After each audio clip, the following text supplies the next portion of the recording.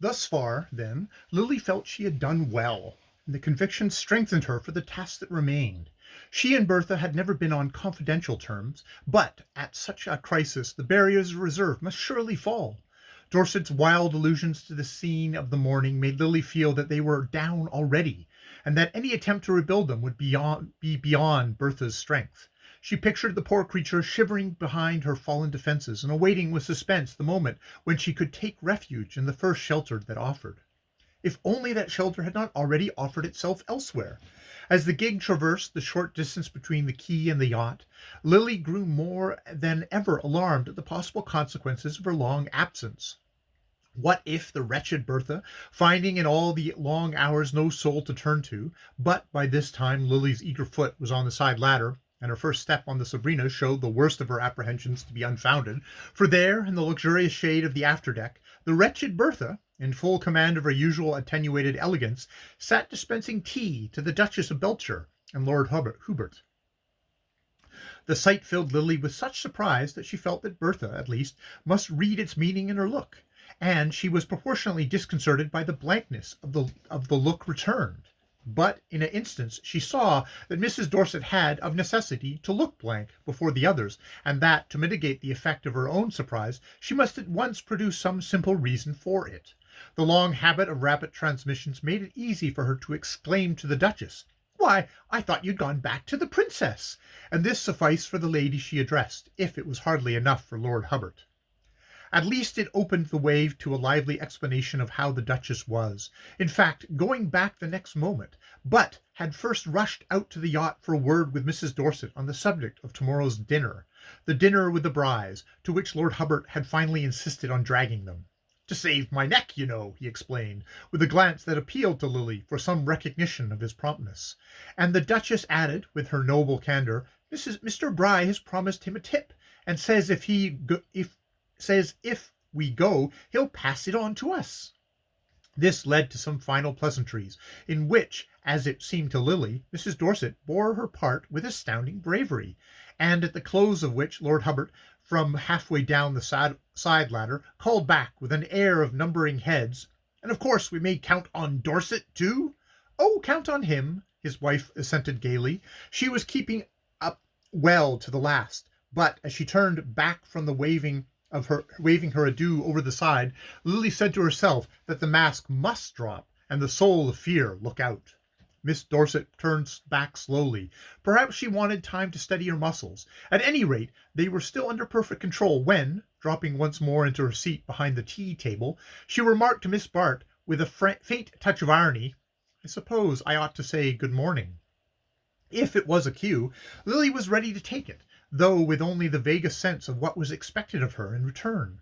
There was something unnerving in the contemplation of Mrs. Dorset's composure, and she had to force the light tone in which she answered. "I tried to see you this morning, but you were not up yet. You were not yet up." "No, I got to bed late. After we missed you at the station, I thought we ought to wait for you till the last train." She spoke very gently, but with just the least tinge of reproach. "You missed us? You waited for us at the station?" Now indeed Lily was too far adrift in bewilderment to measure the other's words, or keep watch on her own. "But I thought you didn't get to the station till after the last train had left." Mrs. Dorset, examining her between lowered lids, met this with the immediate query, "Who told you that?" "George. I saw him just now in the gardens." "Ah, is that George's version? Poor George! He was in no state to remember what I told him. He had one of his worst attacks this morning, and I packed him off to see the doctor. Do you know if he found him?" Lily, still lost in conjecture, made no reply, and Mrs. Dorset settled herself indolently in her seat. "He'll wait to see him. He was horribly frightened about himself. It's very bad for him to be worried, and whenever anything upsetting happens, it always brings on an attack." This time Lily felt sure that a cue was being pressed on her, but it was put forth with such startling suddenness, and with so incredible an air of ignoring what it led up to, that she could only falter out doubtfully, "Anything upsetting?" "Yes, such as having you so conspicuously on his hands in the small hours. You know, my dear, you're rather a big responsibility in such a scandalous place after midnight." At At the complete unexpectedness and inconceivable audacity of it, Lily could not restrain the tribute of an astonished laugh. Well, really, considering it was you who burdened him with the responsibility. Mrs. Dorset took this with an exquisite mildness. By not having the superhuman cleverness to discover you in that frightful rush for the train, or the imagination to believe that you'd take it without us, you and he all alone, instead of waiting quietly in the station till we did manage to meet you? Lily's color rose. It was growing clear to her that Bertha was pursuing an object, following a line she had marked out for herself.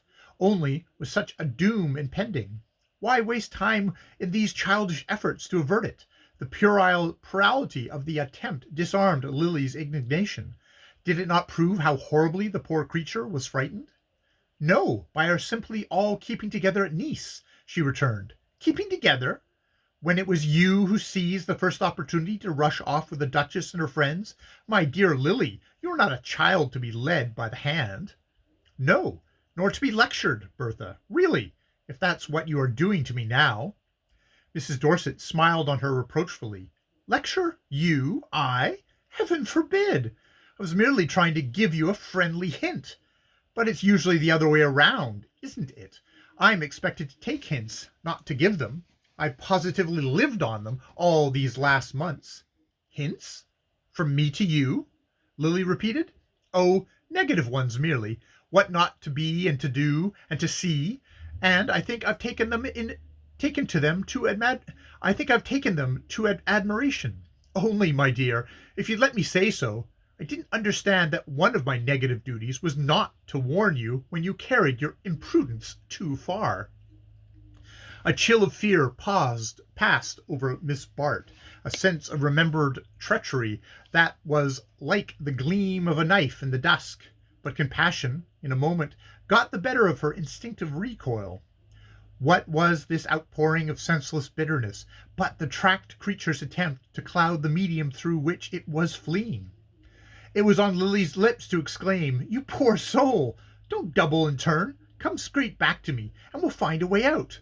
But the words died under the impenetrable insolence of Bertha's smile.